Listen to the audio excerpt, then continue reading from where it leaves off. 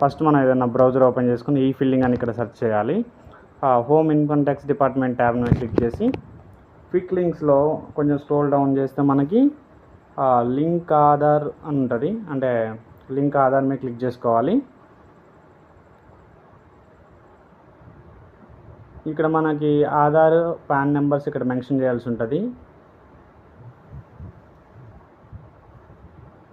Customer Aadhaar number pan number చూసుకొని జాగ్రత్తగా ఇక్కడ ఎంటర్ చేయాల్సి ఉంటుంది. మీరు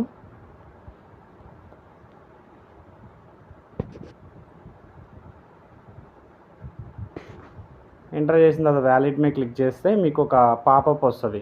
ఒకవేళ లింక్ అయితే కనుక ఆల్రెడీ లింక్ అని వస్తుంది. ఇక్కడ లింక్ అవ్వలేదు కాబట్టి పేమెంట్ నాట్ డన్ అని చెప్పేసి ఒక పాపప్ వస్తుంది. ఇక్కడ 1000 రూపీస్ అమౌంట్ అయితే మనం పే చేయాల్సి ఉంటుంది. కింద డౌన్లో చూడండి continue to pay through epay tax అనే ఆప్షన్ మీద క్లిక్ చేసుకొని మనం పేమెంట్ ప్రాసెస్ చేయాల్సి ఉంటుంది. కన్ఫర్మేషన్ కోసము పాన్ నెంబర్ 2 టైమ్స్ ఎంటర్ చేయాలి. ఇంకా నెక్స్ట్ మొబైల్ నెంబర్ ఎంటర్ చేయాలి. మొబైల్ నెంబర్ ఆధార్కి లింక్ అయిందే ఇవ్వాలి అనేది మ్యాండేట్ కాదు. మీ దగ్గర ఏ మొబైల్ నెంబర్ అవైలబిలిటీ ఉంటే కస్టమర్ ఆ నెంబర్ కస్టమర్ నెంబరే ఇచ్చేసేయండి. ఇచ్చేసి కంటిన్యూ చేయాలి. సో నేను ఎంటర్ చేస్తున్నాను. ఇప్పుడు PAN number second time enter చేస్తున్నాను.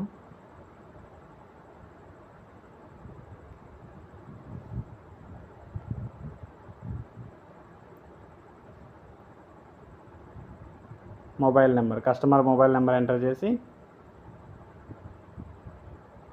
సబ్మిట్ క్లిక్ చేస్తే కస్టమర్కి ఓటీపీ వెళ్తుంది. ఆ ఓటీపీ మనం తీసుకొని ఇక్కడ ఎంటర్ చేయాల్సి ఉంటుంది. ఓటీపీ ఎంటర్ చేసిన తర్వాత కంటిన్యూ మీద క్లిక్ చేయాలి. ఒకసారి ఇక్కడ వాళ్ళ పేరు చూపిస్తుంది అండ్ పాన్ నెంబర్ చూపిస్తుంది. వెరిఫై ఒకసారి క్లారిఫై చేసుకొని అంటే క్రాస్ చెక్ చేసుకొని కంటిన్యూ మీద క్లిక్ చేయండి. ఇక్కడ ఈపే ట్యాక్స్లో ఫస్ట్ ఇన్కమ్ ట్యాక్స్ అని ఉంటుంది కదా, ఇక్కడ ప్రొసీడ్ మీద క్లిక్ చేయాలి. అసెస్మెంట్ ఇయర్ అని వచ్చి 26-27 పెట్టండి. అంటే ఫస్ట్ ఏదంటే అది క్లిక్ చేయొచ్చు.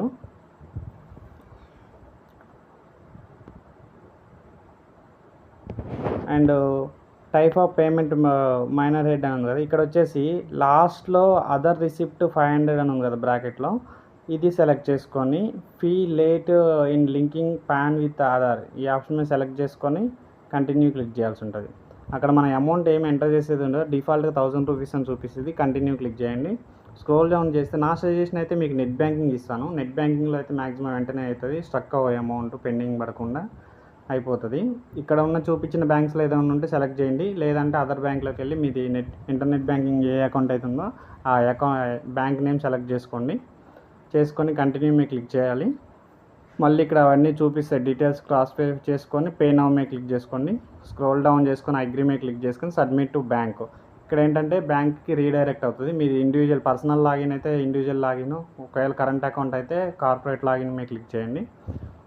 ఇక్కడ నుంచి ఏ బ్యాంకుకి వాళ్ళకి సంబంధించిన ప్రాసెస్ ఉంటుంది. నేను సెలెక్ట్ చేసుకున్న బ్యాంకుకి నాది ఈ ప్రాసెస్ ఉంది. సో కొన్ని వాటికి కార్పొరేట్ అండ్ ఇండివిజువల్ లేదా రిటైలర్ అని ఉంటాయి. కొన్ని రెండు సేమ్ అయ్యి ఒకే అకౌంట్లో ఉంటాయి అన్నమాట. అవి మీరు యూజ్ చేసే బ్యాంక్ని బట్టి ఉంటుంది. నేను ఇక్కడ సబ్మిట్ చేస్తున్నాను. నా అకౌంట్ సెలెక్ట్ చేసుకున్నాను.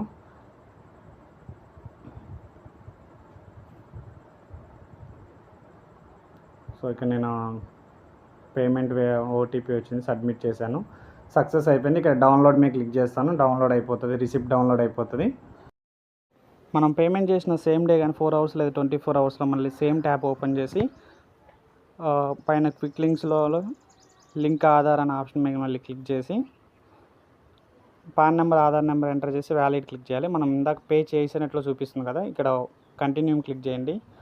ఇక్కడ ఆధార్లో ఉన్నట్టు పేరు అవి ఇచ్చి అగ్రీ మీద క్లిక్ చేసి లింక్ ఆధార్ని క్లిక్ చేస్తే ఓటీపీ వస్తుంది. వ్యాలిడ్ చేయగానే మీకు మళ్ళీ ఒక పాపప్ వస్తుంది. వితిన్ 48 అవర్స్లో మళ్ళీ లింక్ అవుతుందని. 48 అవర్స్ తర్వాత మళ్ళీ చెక్ చేసుకుంటే లింక్ అయినట్లు చూపిస్తుంది.